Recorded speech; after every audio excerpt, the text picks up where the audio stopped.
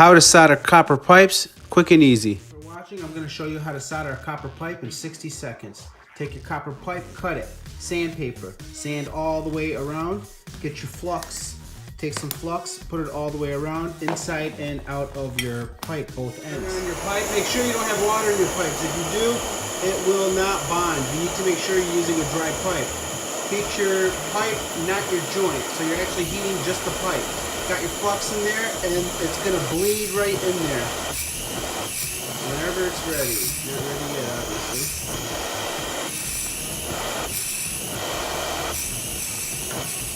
There we go. It's cooking.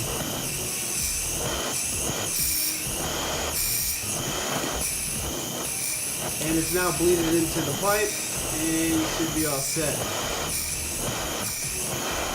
There you go. Nice bond. Watching how to solder in 60 seconds. Give me a thumbs up.